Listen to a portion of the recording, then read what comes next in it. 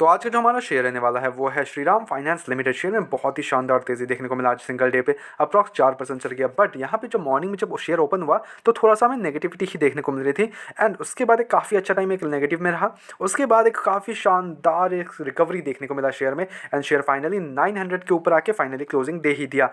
And if आप मेरे videos को फॉलो करते रहे हो यहाँ पे, तो मैंने आपको हर एक लेवल्स पे 600, 596, 550 हर एक लेवल्स पे मैंने आपको यहाँ पे एक लॉन्ग टर्म का नज़रिया ही बना के रखने बोला है।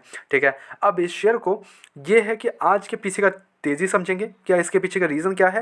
एट द सेम टाइम हम ये भी समझेंगे कि हम इस लॉन्ग टर्म पर्सपेक्टिव से अभी भी क्या देख सकते हैं, और क्या हम अभी भी फ्रेश एंट्रीज के लिए सोच सकते हैं, बिकॉज फाइनली शेयर 900 के ऊपर आके क्लोजिंग हुआ है। तो ये सारी चीज़ें समझेंगे। एट द सेम टाइम हम ये भी समझेंगे कि अब इस लेवल्स पे क्या हम थोड़ा सा बिकवाली कर सकते हैं, profit booking and all, and हम इसको एक लॉन्ग टर्म पर्सपेक्टिव से देख सकते हैं कि अभी भी हम प्रॉफिट बुकिंग वगैरह कर ले। सारी चीज़ें समझेंगे, तो प्लीज़ वीडियो में तक बने रहो, चीज़ों को समझो।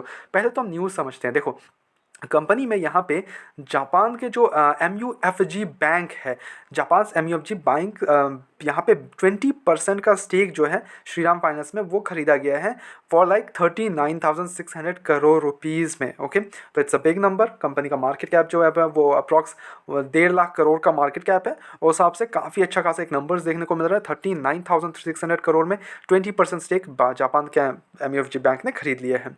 तो ये एक नेगेटिव न्यूज़ बना। ठीक है, अब बेच रही है कोई कंपनी अपना stake 20%, obviously this is a negative news. तो मॉर्निंग में ये नेगेटिव न्यूज़ की तरह ही काम कर रहा था, बट उसके बाद हमें एक अच्छा बाइंग भी देखने को मिल गया, और उसके बाद एक पॉजिटिविटी ही देखने को मिली एक्चुअली। ठीक है, तो this is kind of last में हमें पॉजिटिविटी बन गई कंपनी का न्यूज़।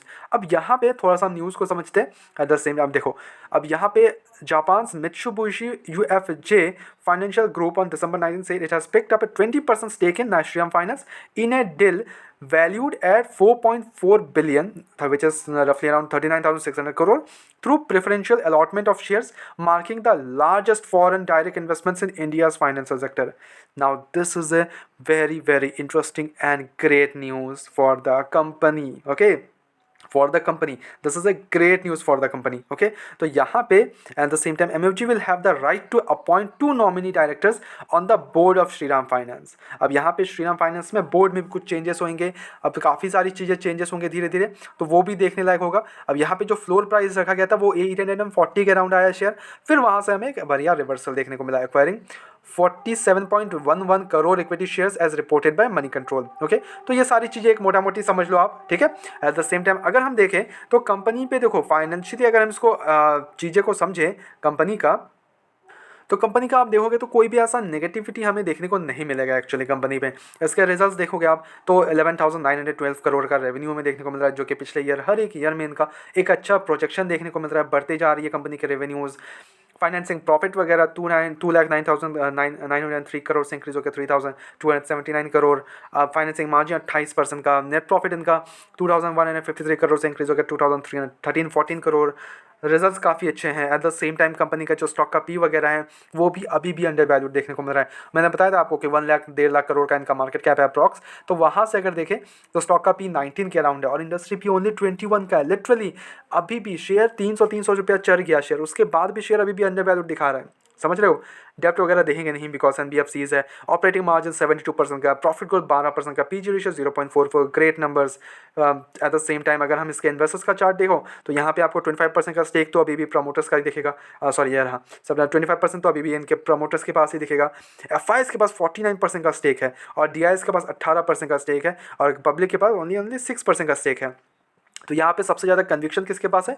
FIs के पास। तो उससे हमें भी एक कन्विक्शन आ जाता है ऑब्वियसली शेयर में। तो यहाँ पे कोई भी नेगेटिविटी, मैंने पहले भी बताया आपको कि देखो नेगेटिविटी शेयर में है नहीं ऐसा कुछ भी। रिजल्ट अच्छे हैं, कंपनी बहुत बढ़िया डिविडेंड्स वगैरह भी देती है, ऐसा नहीं कि डिविडेंड वगैरह प्रोवाइड नहीं करती है।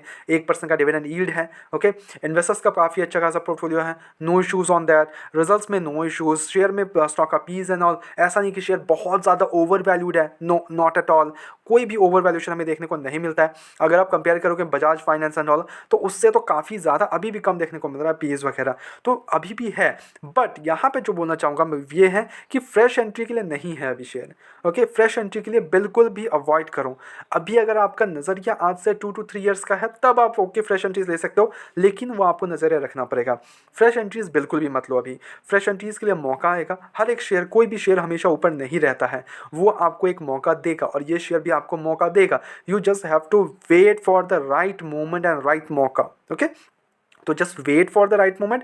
कोई इशू नहीं है, आराम से बैठो, धीरे से उसको गिरने दो, स्टेबल होने दो, एंड देन अपना धीरे धीरे धीरे अपना स्टेक्स उठाने की कोशिश करो, ना कि एक ही बार में स्टेक्स उठाने की कोशिश करो। नाउ अगर आपने बहुत ही ज़्यादा निचले लेवल्स पे आपने मेरे वीडियोस देखे हो, किसी के भी वीडियोस देख के आपने एक कन्विक्शन बना के, and then you are going ahead with the share, आपने निचले लेवल पे खरीद लिया शेयर। बिकॉज अगर आप मेरे वीडियोस को फॉलो करते रहेगा तो आपको मैंने बताया, इसको हर एक लेवल से मैंने इस पर वीडियो बनाया, हर एक लेवल से। 500 का शेयर था, शेयर 600 का था, हर एक लेवल्स पे आपको वीडियो मिलेगा, आप जाके देख चेकआउट कर सकते हो। मैंने कुछ नहीं हटाया है, जाके चेकआउट कर लेना, मिल जाएगा आपको। हर एक लेवल्स पे मैंने तब भी बोला है कि इसको लॉन्ग टर्म नज़रिया रखो शेयर में, और अगर आपने रखा होता तो बढ़िया profit, no doubt in this. Now अगर इस शेयर को देखो तो अगर आपने निचले लेवल पे खरीद के रखा तो आपको क्या बेच देना चाहिए इसमें। जी, आपका अगर नज़रिया यहाँ से 2 to 3 ईयर्स का है तो आराम से बैठो, कोई इशूज़ नहीं है शेयर में, आराम से बस बैठे रहो, एंजॉय करो, ठीक है। तो अगर आपका 2 to 3 ईयर्स नज़रिया है, इफ़ आपको ये चाहिए कि हाँ किसी और शेयर को भी आपको करना है beyond profit booking, then go ahead, अभी धीरे धीरे थोड़ा सा प्रॉफिट बुकिंग स्टार्ट कर सकते हो आप, no issues on that. Profit enjoy करना भी बहुत इंपॉर्टेंट है, बट मेरी तरफ से कोई बाय एंड कमीशन बिल्कुल भी नहीं, ओनली सजेशन है। तो please take it as a suggestion, अपने एजुकेशन पर्पस के तौर पे वीडियो को देखो, go ahead, do your own research as well, and then make the investments. Blindly किसी पे विश्वास करके इन्वेस्टमेंट्स ना करें। ऐसा रेगुलर अपडेट्स के लिए चैनल को सब्सक्राइब करो, वीडियो को लाइक करो। मिलते हैं नेक्स्ट वीडियोस में।